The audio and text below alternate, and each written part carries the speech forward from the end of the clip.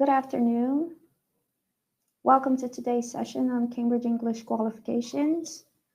How are you today? We're still waiting for, we're going to wait for a couple of minutes for more people to join us. So while we do that, can you use the chat to tell me your name and where you're from?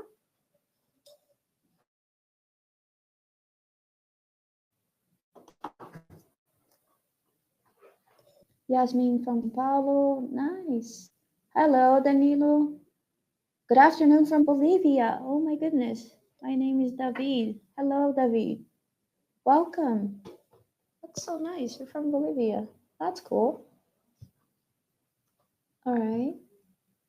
Hello, Danilo, Laura. Someone from Paraguay. Oh my goodness, that is so cool. Hi, Katia. Right. Cleide from Rio Grande do Sul. Camila from São Paulo. Welcome, guys. Welcome. We're going to have a big group today. It's exciting. All right. Juliana from São Paulo. Nice to meet you, Juliana. Sorry, guys. I am looking at the screen here on the side. All right. Jorge from Fortaleza. Hello, Jorge. Welcome. All right, guys. Just one more minute so we can start, okay? Tell me about the weather where you are. Here, it's a bit sunny, it's a bit warm. How's the weather in the cities where you are now? Susie from Tremembé. Hello, Susie. Kelly. Hello, Kelly. Hot and very wet. Okay, right. Kelly from Collegio Delta. Very nice. Laura says here it's cloudy and a bit windy. All right. Okay. So, all right, guys.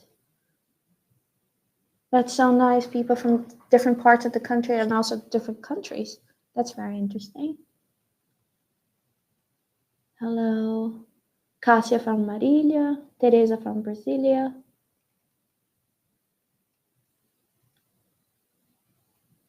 Okay. All right, guys. Thanks a lot for your comments. Good to see you here. Welcome.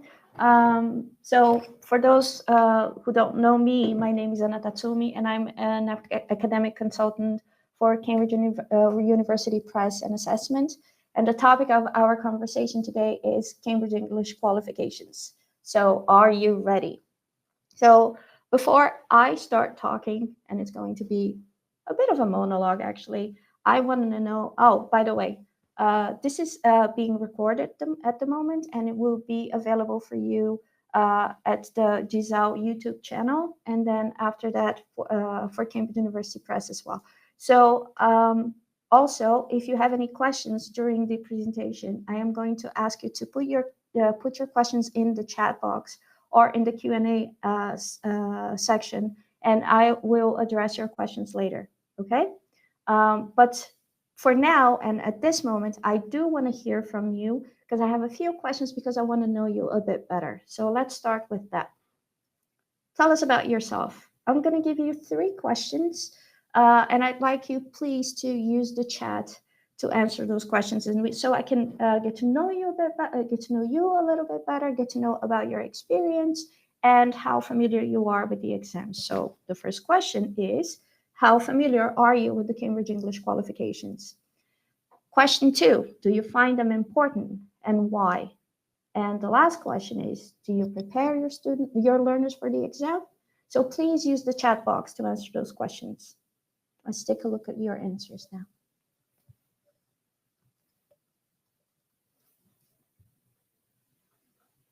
Oh, and by the way, as you answer the questions, also tell us if you have a Cambridge certificate or maybe more than one, right? And tell us a little bit about your experience as a candidate.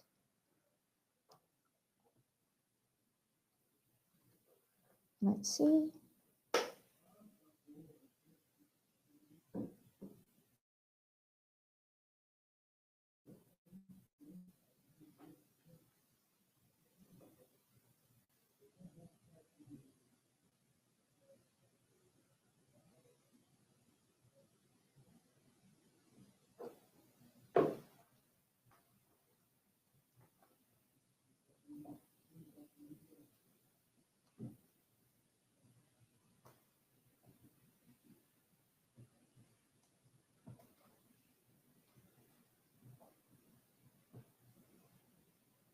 Right, so Heidi is a speaking examiner. Okay, and you have a CELTA, so from A2 to B2. Very good. All right, Maria, I am not very familiar with CEQs. I only have Michigan certificate. Okay. Laura says, I have a B2 certificate and I also have taught B1 students. Okay. Marina says, I have a CPE and I consider Cambridge tests an open door. I do not prepare my students for them, but I talk about them. Very good. Okay. Chris from Rio de Janeiro. Tina from Rio de Janeiro, good afternoon. All right, have a beautiful afternoon too, Kasia. Thank you. Okay, Katya says, quite familiar, very important because they prepare you for academic life in general. I'm preparing pupils for pre-A1 starters at the moment. I've taken FC, I imagine FCE and CPE. Okay, Kasia says, I don't know much about CEQs. Celia says, I haven't prepared students for quite a while. Okay, so we have a large spectrum of people here watching today. So people who don't know about the exams, and people who are familiar with the exams, and people who actually prepare, and people who are examiners. Okay, so Celia says, I teach business English students in companies. Juliana says, I'm very familiar with former FCE tests, not very familiar with the new names. Okay. Lilian from Araras. Hi, Lilian. Christina says, I don't know much. Right.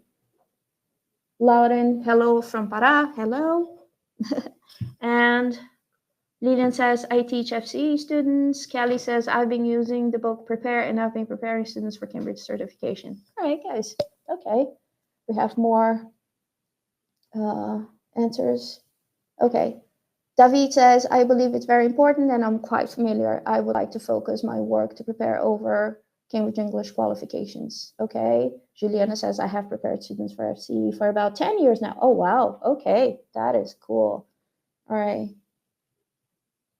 Anything on the horizon for business English? That's a very good question, Celia. Heidi, I think Cambridge exams are motivating and they give something for students to aim on their studies. Cambridge also has a very fair method, follow patterns worldwide. Yes, yes, we're going to talk about that today. Heidi, thank you very much. Okay, guys, thank you very much for your comments. I wanted to know, okay, somebody else said, I believe they're very important. I've made a PAT exam 7 years ago. It was very important. Teresa says, I know what they are. I know they're important for assuring the level of English you've acquired. I don't use any specific course, but I believe the course of book I use is preparing them anyway. Okay. We always tell students how important it is to get a certification. Thank you, guys. I see that we are thinking pretty much the same thing here. So we agree on pretty much everything that I saw here. So thanks very much for your comments. Here, the aim of this presentation today is to give you an overview of the Cambridge certifications or Cambridge English Qualifications. I could see from your answers that some of you are already quite familiar with them. So I'm going to ask you to just bear with me for a few minutes because my aim here is to present the certifications for those who are not familiar with it as well. And I could see that there are some people here today that are not familiar with the qualifications, and I want to talk to them a little bit about before we continue. Okay? So thank you very much. So let's take a look at that. Let's have an overview. Let's have an overview of the Cambridge English Qualifications. So let's start from the beginning. What is our mission? Cambridge University Press and Assessment, right? What is our mission? So we help people learn English and prove their skills to the world. Again, Cambridge English Press and Assessment, right? So we provide materials for students to study English, to practice English in a communicative way, in a meaningful way. And we also provide the certifications that they need to prove that they can actually communicate in a very effective way to the world, right? So Cambridge English Qualifications have existed for over 110 years now.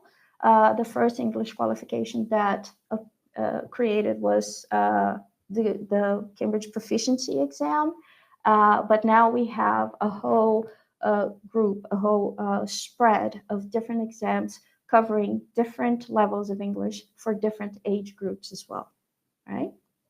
Okay, so let's take a look at that in a little bit more detail. what are the Cambridge English exams? So first of all, right, they are international language proficiency exams. Like I said, and they existed to, and they test students' level of English in different levels of English. All right. They follow rigorous exam day protocols established by Cambridge. So this is very important because we want to make sure that the material arrives to the students without being, damaged in any way, that the material is secured in a safe place, so nobody touches the material before the moment of the exam. And also it's about protecting students' data. So all the information that comes about the students and what they produce in the exams is we take it very seriously to make sure that all this information is kept safe and not shared with anybody else, especially nowadays, because we know that there are issues with sharing information, especially online. So we want to make sure that that doesn't happen when students take the exams. It is an external and therefore impartial form of assessment. So for schools, it's a way to validate the school's work, right? And the teachers, especially the teachers' work when preparing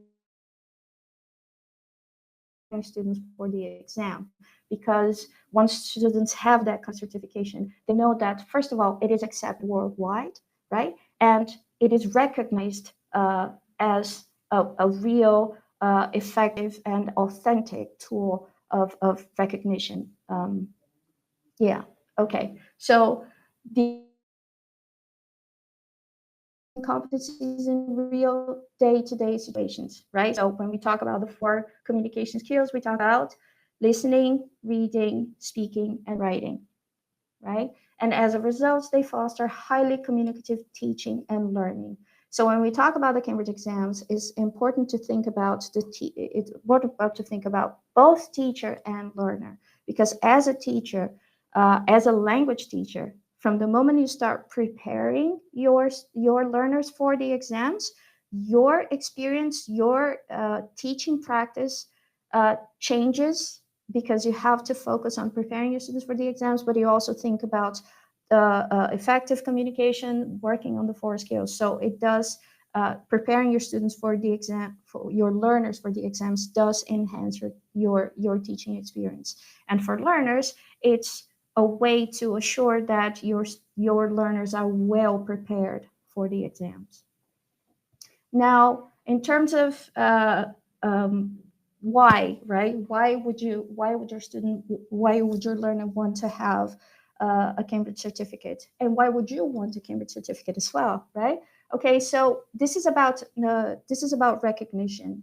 It is important to know that the Cambridge English qualifications are administered in over 50,000 schools in more than 100 countries, and recognized by over 25,000 universities, employers, and governments around the world.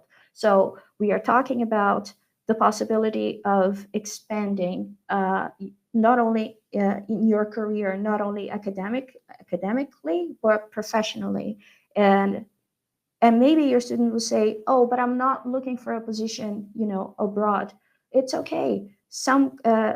Because we know that a lot of companies in Brazil also take Cambridge certificates as a way for students to prove that they are at a certain level of English, and that's good for them, even to start working for the company, or maybe to be promoted for a different position, and so on. So it is important that once the opportunity presents itself, they are already with a Cambridge certificate, and they are able to apply for that new position or for that promotion. So on this slide, you will see some of the many higher education institutions that accept the Cambridge certificates around the world. So here we have important names of institutions in the United Kingdom, United States of America, in Canada, and Australia. I have also put this QR code on the top of the screen, so you can access the Cambridge Certificates recognition website, so you can see the names of the other institutions that accept the Cambridge certificates. And here we also have names of companies that accept Cambridge certificates to hire new employers, to hire new employees, or to maybe to promote new existing employees. We have names like Nestle, we have Microsoft, we have IBM, we have Bayer, we have Air France, we have the World Bank Group. So there are many, many important institutions around the world that accept Cambridge certificates, and this is something that's very important that your students should know. Here we are talking maybe about older teenagers, people who are looking for a position maybe as a trainee, or they are actually looking for an actual job. They can access the website and find the names of the companies that accepts the Cambridge certificates as well. Okay, now let's talk about the exams themselves. So what you see on the screen here, first of all, on the right, you see this sort of a staircase, and we have a young student climbing it. So there you have the names of the exams and the levels that they cover, right? The levels covered by that particular exam. So from pre-A1 starters, A1 movers, A2 flyers, A2 key for schools, preliminary for schools, B2 first for schools, C1 advanced, and C2 proficiency. All right, so we have the names, we have the levels, but what about this code pre-A1, A1, A2, so on and so forth? So let's take a look at on the left of the screen and take a moment to talk about the Common European Framework of Reference for Languages. It is a large name and it does represent a lot. So essentially what you have over there is it looks like a ruler because it kind of is a ruler that measures the level of knowledge that a student may have in a certain language. So from pre-A1, A1, A2, so this first three levels of the Common European Framework are considered the basic levels. So if your student is at that level, so they are at a basic level of English. Then we have levels B1 and B2 that are considered the independent levels, and we have C1 and C2 that are considered the proficient levels. So the higher the level, the more your student, the higher the student's level of knowledge in that particular language, right? Now, like I said, in the staircase, we have the exams there. So for every level of the Common European Framework, Cambridge has an exam, and sometimes two, in the case of A2, that are two exams to prove that the student is at that level of English. And we also have the red column that is about general and higher education. Because there is this distinction between schools and general and higher education, because when we talk about schools, we're talking about students from, let's say, 7 to maybe 15, 16, 17. So students from primary to high school. And then when we have general and higher education, we have adult students, okay?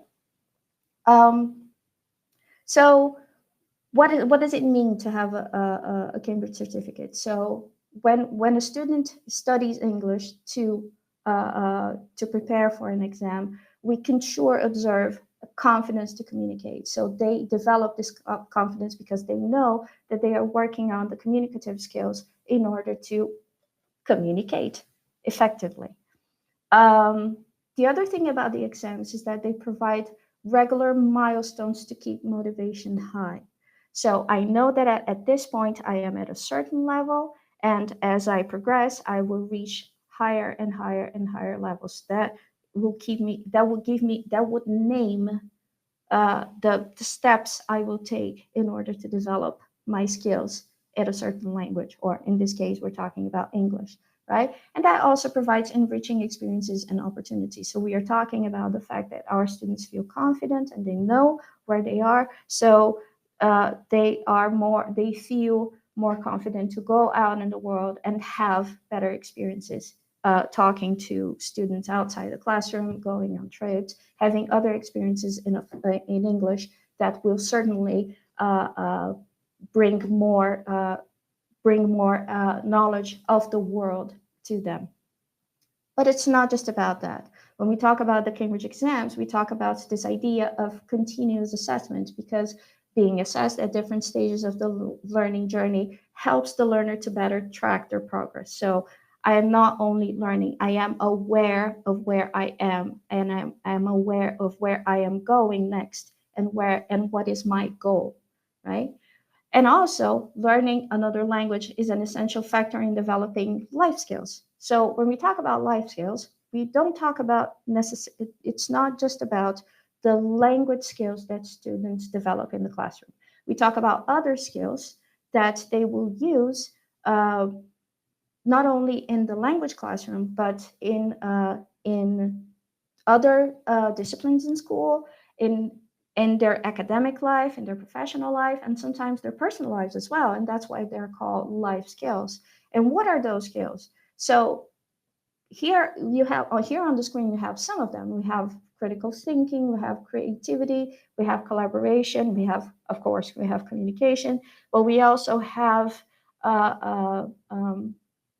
we talk about social responsibility, we talk about digital literacy. All these skills are important for students to develop, not only in the language classroom, and they will use these skills, like I said, in the school, in other disciplines, and as they progress academically and professionally and personally as well. So let's take a look at what teachers in schools say about the exams, or the Cambridge English Qualifications, right? So this is from teachers who have responded to a survey, and they have given us their impressions and their opinions about the exams. Let's just take a look. So 95% of them agree that preparing for Cambridge Qualifications improves learners' English. 88% agree that Cambridge Qualifications provide a clear curriculum framework to follow with clear milestones. 86% agree that Cambridge Qualifications help to build learners' confidence. 3 out of 4 teachers agree that there are lots of support materials available to teach the exams. 9 out of 10 teachers agree that Cambridge Qualifications have a positive effect on learners' motivation. 3 out of 4 agree that Cambridge Qualifications are easy to implement, and 8 out of 10 teachers agree that Cambridge English Qualifications help improve teaching standards. So as you can see from the numbers on the screen, we can see that Cambridge English Qualifications have a positive impact on the learner, on the teacher, on the institution. So essentially, it is what people call a win-win situation. And it does provide the basis, the background that that teachers and institutions need in order to better prepare their students over time. Now let's talk about the exams, right? Let's take a look at the exams themselves. So when we talk about exams for young learners, here we are talking about students at the age, let's say starting at age 7, 8 maybe years old. And here are the 3 exams that they can take. So there's Pre-A1 starters, A1 movers, and A2 flyers.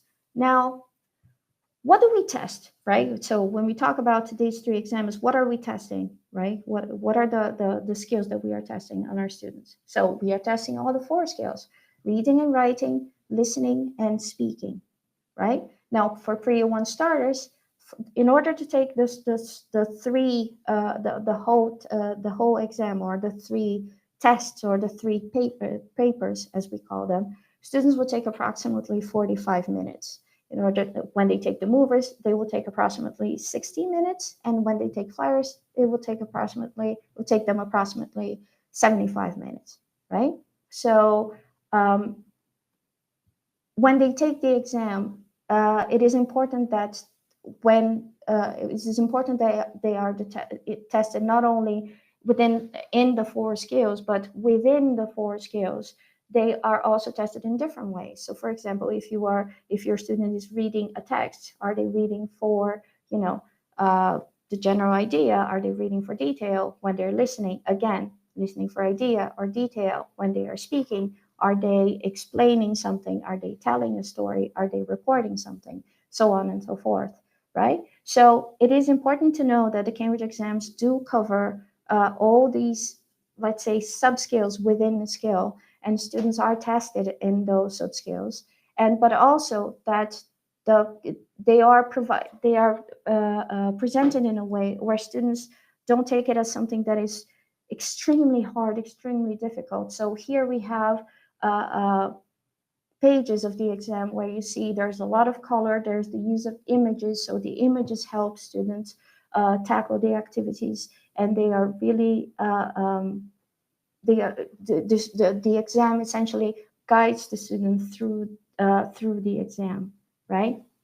When they take the speaking exam, it is important to know that, as you see in the image, right? Again, there is an examiner in the room and there is a candidate in the room, and it's important to always keep this environment that is friendly and that is light, so students don't feel they don't feel anxious taking the exam. And the examiner also uses images, they use cards, and the candidate interacts with the image, interacts with the card, and interacts with the examiner as well. Always in a very friendly environment. And when a student is struggling with a certain activity, the examiner can assist the student with prompts too. Now, talking about exams for teenage and adult learners, let's take a look at A2 Key and for schools, B1 preliminary and B1 preliminary for schools, B2 First and B2 First for schools, C1 Advanced and C2 Proficiency.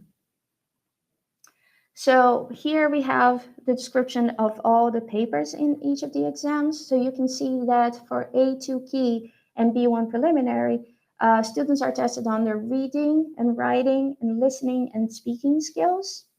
And from B2 First on, there is this other element or this other component in the exam, which is use of English, right? So varying from 120 minutes for A2 Key to 236 minutes to C2 Proficiency, we can see again, there is this added element of as they progress linguistically, they are also tested in another skill, in another sub-skill, which is use of English, right? So again, on the screen, you have a QR code on the corner that will give you access to the Cambridge English Qualifications website, where you can find complete explanations about each of the exams, right?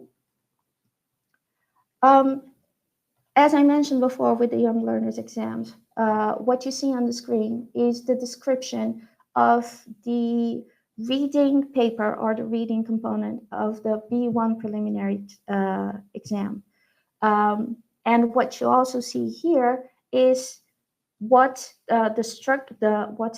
candidates have to do, so the part of the instructions, but most importantly, what is being tested in that moment. So as I mentioned before, as we do with young learners, we also do it with teenagers and adults as well. We test different sub-skills within that skill.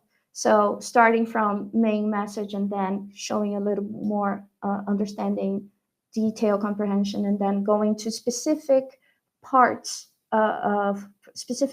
recognizing specific parts of the text or specific aspects of the text, understanding coherence, being able to complete gaps, using phrasal verbs or fixed phrases. So you can see that within the reading exam or the reading paper, there are sub-skills that are being tested as well. So it's a very thorough examination on the students' reading skills, and the same way of thinking is applied to every other paper for every other exam as well. And in the speaking exam is a bit different from the young learners exam, because now we have two candidates sitting side by side, and interacting with a speaking examiner, which is this woman sitting across from them, and there is another examiner in the back. So we have two candidates and two examiners. So the purpose of this is to test the candidates' interactive communication skills. So students get to interact not only with the examiner, but they also get to interact with each other, and they have to be able to show their real communicative skill their communicative skills being effectively putting to use. Now, let's take a look at the way the results are presented. So let's take a look at the certificates themselves, right? So for Pre-1 starters to A2 flyers, so we're talking about the young learners exam. First of all, after students take the exam, they receive this individual performance report. And as they receive that, they get detailed information about each of the skills and their results on those skills. And after that, they get the certificate. Now, it's important to point out that in the case of young learners, right? In the case of these exams, every child receives a certificate. And why is that? Because of one of the main purposes of the young learners exam is to celebrate the learner's success. So that is why they all get a certificate, and they all get to celebrate their accomplishments when they take the exam. Now, for teenagers and adults, so that means from A2 key and A2 key for schools to C2 proficiency, it's similar but different, because they also get what we call a statement of results, and in those statement of results, they will find their scores, so scores per skill, and also their overall scores. And then after that, they receive the actual certificates. So we have their name, they have the grade, name of the exams, and the scores as well. So that is the one that is the most expected and most celebrated by everyone. Now, let's take a look at what happens from the point of view of the teacher, right? So preparing for the Cambridge English Qualifications improves your English or your students' English. How does that happen? Let's take a look.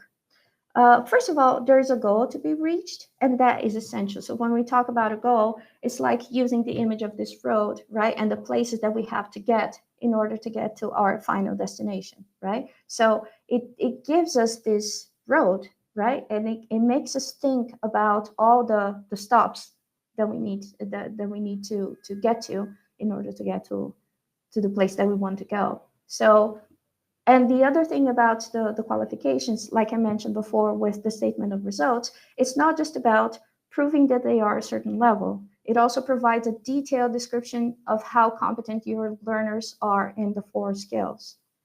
And that means to show what you can do when you read, write, listen, and speak in English, right? What you can actually do. Now, for the teacher, it shapes what happens in the classroom, right? Every time your student takes a Cambridge exam, you can tell, you have a thorough picture of where your student is, and you can work with your student to think of an action plan in order to get them to the next stop. Like I said, on the road, to get to the next stop, what do I need to do? What do we need to do? What are the things that we need to work on more, maybe more than others? Maybe do some course correction if necessary. So it's a way, it's a tool for the teachers to actually know where their students are and help them think about the things that they need to do in order to get where they want to be. So in terms of what can be worked on, here you have a few examples. So the language that you're working on, right? So the language that the language content that the teacher covers. So what is it that, as a teacher, what is it that I need to work on? Developmental 4 skills. So maybe my student is very good at listening and very good at reading, but not very good at speaking and writing. So as I identify that, what is it that I need to do? What am I going to work on? And for example, if I know that my student, my learner is having issues with their writing, how can I identify the pain points and the contents or the points that need to be worked on, and what can I do in order to help my student improve their writing skills, right? And we also talk about working on the communicative approach. So because we know that the exam tests the communicative, the learner's communicative skills. So what is it that we need to do as a teacher in order to improve those as well, right?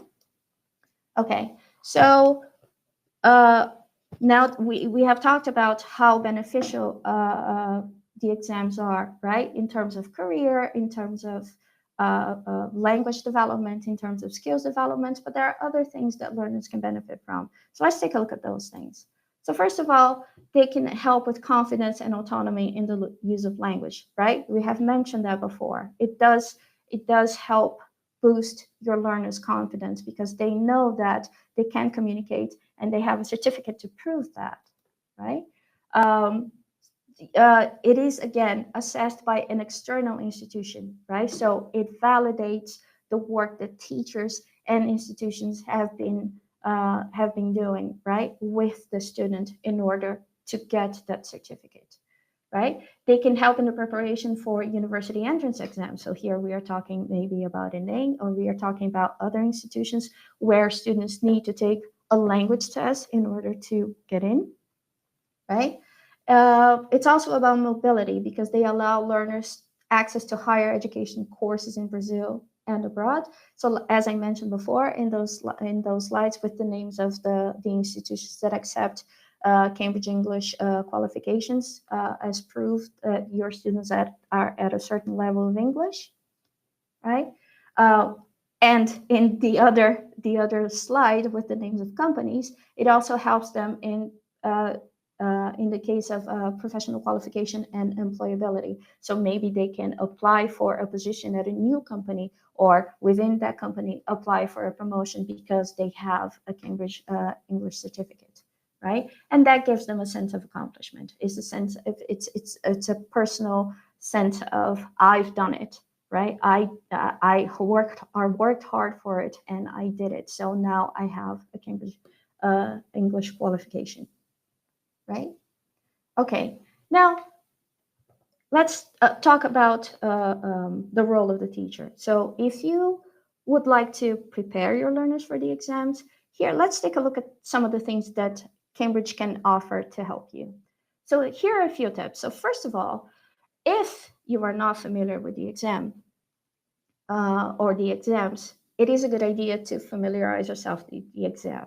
So if you go to the Cambridge Exam Preparation Journey website, you will find everything that you need to know about the exams, and you will also find resources to help you prepare your learners for them.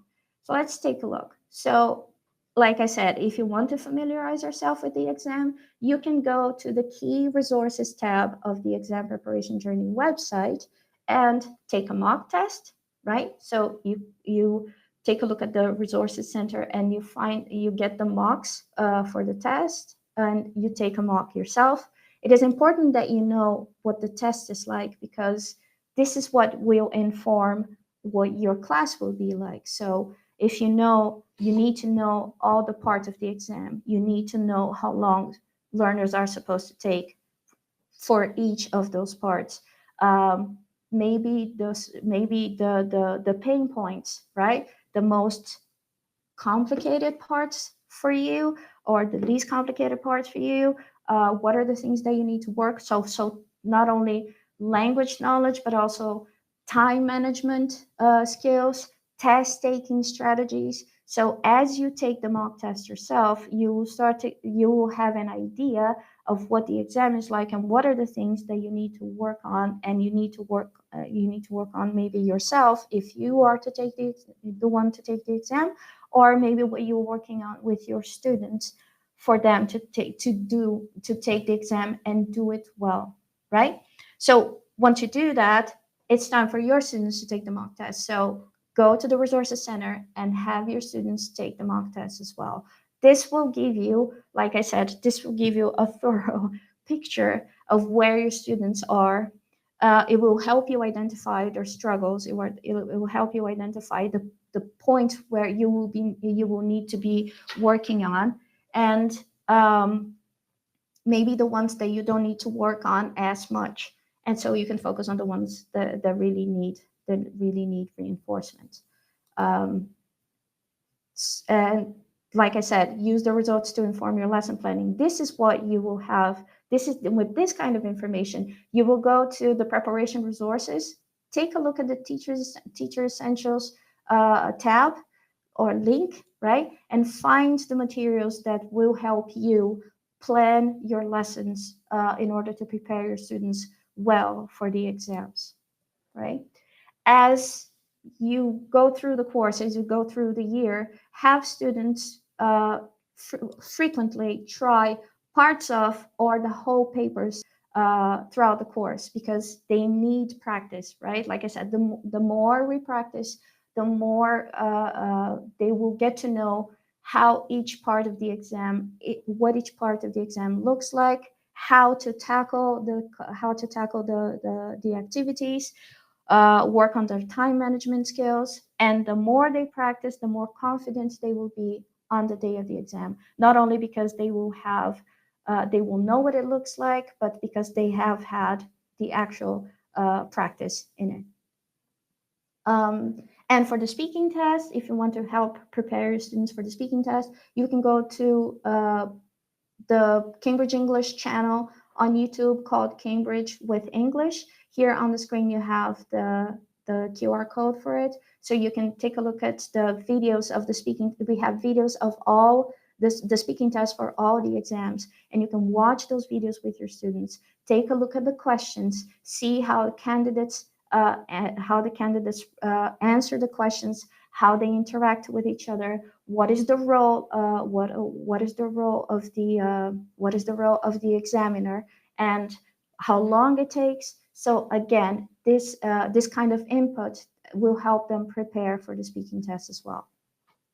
Now, apart from that, if you are looking for more ways to prepare your students, Cambridge has something else to offer you, which is called Test and Train. And we are going to look at that right now. So first of all, the question is, what is Test and Train, right? So it is a on-the-go and intuitive training tool for Cambridge English Qualifications. And it is hosted by Cambridge One, which is our online platform where students can practice for the exam. Now, Test and Train exists in two versions. So the first version is class-based. So we have from A2 Key to C1 Advanced. So we have all the exams available on Cambridge One. And on self-study mode, we have A2 Key, B1 Preliminary, B2 First, B2 First for schools, and C1 Advanced. So how does it work? Let's take a look. So first of all, you will find a component called exam practice. So what does that mean? You have activities in the form of the exam. So activities taken from the exam for students to do online, so students to do on the platform. So as a teacher, you can create classes, add your students to those classes, and then create assignments with these exam style activities. So you as a teacher will guide them through this process, because as you had them take the mock test before, you know the points you need to work on, and you can create assignments with those activities for students to work on those points that they need reinforcement on. And you as a teacher will be able to select the activities you want them to do, analyze the results, and then work on course correction whenever necessary. So in terms of listening, here you can select the exam parts you want your learners to practice, and the platform is quite user-friendly. And by the way, it can be students can access Cambridge One on their mobile phones as well. So that means literally they can access it from anywhere, right? So And in terms of the way it looks on the screen, it is quite clean and clear and user-friendly, because we believe that students should focus on the content and not on the instructions, right? And then in terms of listening, they can access the recordings on top of the screen, and they can control when to pause, rewind, or play each listening text. Now, for reading and use of English, we have, like we said, exam-style activities, and learners can actually slide the text in and out of the screen, so they can. So, like I said, it's easy to operate, and they can actually also scroll through a text at a speed they are comfortable with. So again, providing actual exam practice, but in a very friendly, comfortable environment. Test and Train also offers exam hints. So you'll find everywhere on Test and Train this little light bulb icon. And every time you see the little light bulb, you should click on it, because you will see a tip. You will see something that and the tips or the hints can be about language, can be about the exam itself, it can be about the question itself, it can be about test taking strategies. So every time you see that is those light bulbs carry very, very useful information when preparing for the exam. And the other thing about Test and Train, the other advantage of Test and Train, is that it provides instant feedback. So from the moment the learner completes a task, they will click on check, and they will know what they did right and what they didn't. And if they click on the answer they gave, they will immediately see the explanation of why their answer was right, or why the answer was correct, or why their answer was incorrect. So it's instant feedback. So students don't have to necessarily wait for the teacher to get the explanation. They can see it on the screen, and they can actually try again in order to get a better result. So that not only makes the use of Test and Train more agile, but also it's this issue of not having to wait for the teacher. So it also enhances learner autonomy. It gives students control of their learning process. Right now, in terms of writing, they can explore. They can take a look at all the questions or all the tasks from the exam, and they can explore tips and advice on each part of the paper. So here, like I said, you have the light bulb icon, so they can click on that and see tips. And they will also see, for every question or for every task, they will see sample answers and examiner comments to help them improve their writing skills. So they can see what the examiner considered good, what the examiner considered that needed improvement in that sample answer, then can use that to guide them as they prepare for the writing task too, for the writing exam too, right? And for speaking, it's similar to the writing paper. So they can watch videos with candidates taking the speaking test, and they can see tips and examiner comments on the performance of each candidate, and they can also see the materials used, so the visual prompts. Sometimes there is a little text that they have to read, and so they can see all that they actually need in order to prepare the speaking test. Now, in terms of the exam practice, so this exam practice module of Test and Train, you as a teacher can assign those activities as many times as you see necessary, right? So as many times needed. So you can create your assignments, take a look at where your students are at that moment, work on the strategies that you need to work on, and then go back to those same activities, have them try the activities again, and verify if there has been some improvement or not, right? So in terms of visualization, this is what happens. You and your students can see the results in the following way. You can see the number of attempts, you can see the first score and you can see the best score. And depending on your student's score, they get either a bronze medal or a gold medal. If students improve little by little, like I said, they can try as many times as you assign those activities to them. If they get better results, the bronze medal will become a gold medal, and that is a visual record of the student's improvement. So you increase motivation by asking your students to try again and showing them that they can go from bronze to gold. If you decide to use the class-based form of test and train, you will also have, or your learners will have, access to the online practice test. And what is that? It's a time test that replicates the computer-based test for reading and use of English and listening. So your students will have the possibility to take the exam as it is on the real day. But it can only be done once, right? So this is, we usually recommend that you activate it on a date that is close to the actual exam day, because this is the real thing, and students are going to replicate the exam environment, and you can actually replicate exam conditions. So they can sit in a certain way, following your instructions, and then take the time test, right?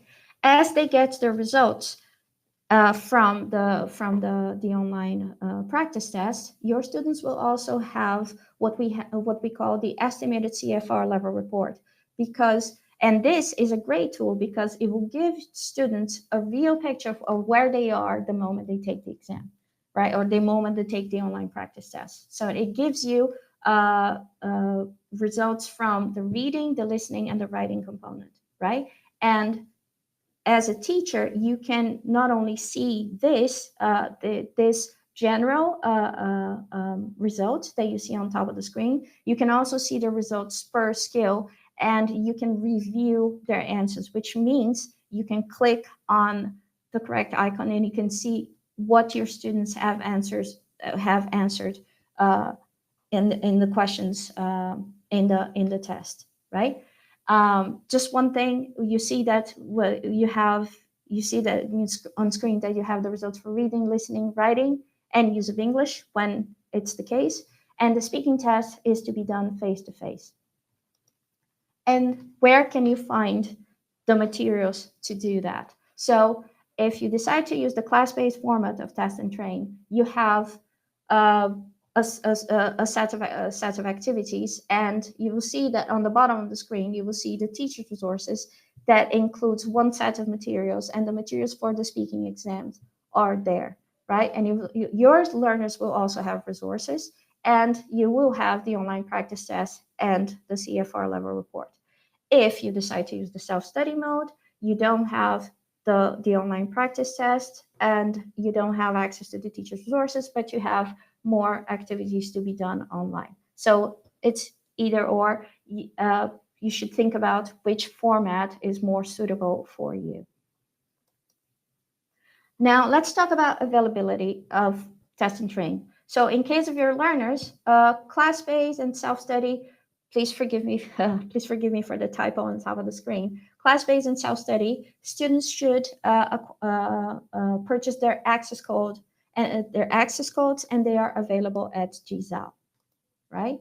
Or if you decide to adopt one of the following titles, one of the titles below, the access code for test and train will be included in the material as well. So test and train is available for students who adopt Think, Prepare, Own It, Complete, Compact, and Open World. Now for you, right? So if you're interested in taking a look at test and train and how it works, please take a look at these steps. So first of all, go to www.cambridge1.org. Like I said, that is the platform, our platform, where we host all of our digital materials, and test and train is being hosted at Cambridge One. So click on the sign up and create your independent teacher account. If you are a private teacher, if you are a school teacher, your school should provide you with the school key or school code, and you should join the school in order to access the material. Once you do that, you will see something like this, which is your teacher's account. So you should go to My Library, which is the second tab, and use the search bar to find Test and Train. There's Test and Train on the bottom of the screen. Once you click on Test and Train, you will see all the different levels, right? And when you find all the different levels, you will select the demo version. So at the moment we have this one on screen is preliminary for schools demo, but it gives you a good idea of what Test and Train looks like and how it works, right? So here on the screen, you have the exam practice, the demo for exam practice and demo for the practice tests, right? Here is a screenshot of what Test and Train looks like. So take a look at the demo and see how the tools work, right? How easy it is to operate, and how you can and think about how you can use it with your students. And if you have any queries, please email atendimento.br@cambridge.org. Right? So that's it for me. I spoke a lot, but now I don't know if I have time for questions. I think we have 2 minutes for questions. So let's take a look. Since American thinking open work. Okay, good. Can you show the email again? Yes, I can. atendimento.br@cambridge.org. Thank you. Thank you, Celia. Thanks, everyone. Oh, thank you. That is so nice. Okay. All right. Okay. Guys, there is a survey on the screen. So if you could take a moment and answer the question: are you a private teacher or a school teacher? This is just for us, for our analysis for later. But I'm looking at the comments here. Thanks so much, guys. Thank you for the comments. Thank you for the thank yous. Okay. Teacher's version has the same tools as the student's version. No. Who asked this question? I don't know. Daniele Costa, I guess. Yeah. Okay. No, they are different. Daniele, please, like I said, go to Cambridge One, create your account, and take a look at the resources, and you will see that they are different. Right? Okay.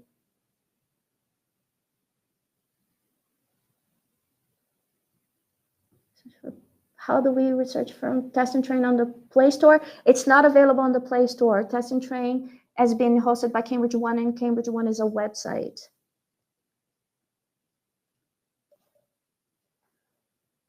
Okay, I think Sergio is already.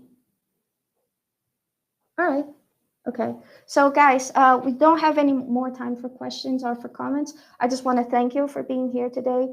Thank you for staying with us. And and if you have any questions or if you have any comments, please, again, like I said, email atendimento.br@cambridge.org or get in contact with Disal, and they will forward your queries to us. So again, thanks a lot, and have a great weekend. Bye-bye.